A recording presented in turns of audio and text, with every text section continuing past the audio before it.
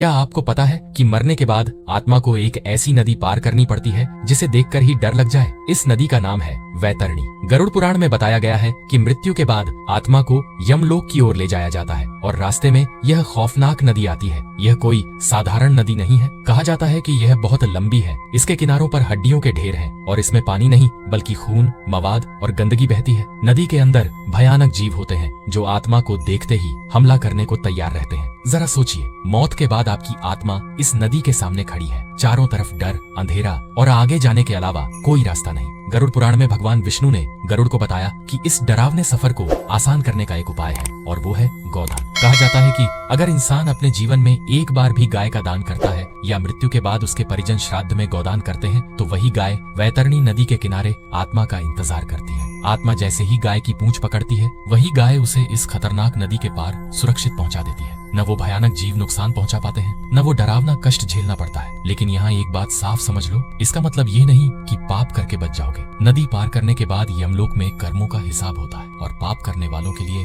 अलग अलग दंड बताए गए हैं। मतलब सीधा है, गौदान सहारा देता है लेकिन कर्मों से कोई नहीं बचता। अगर ये बात समझ आई हो तो कमेंट में जय गौ माता जरूर लिखो।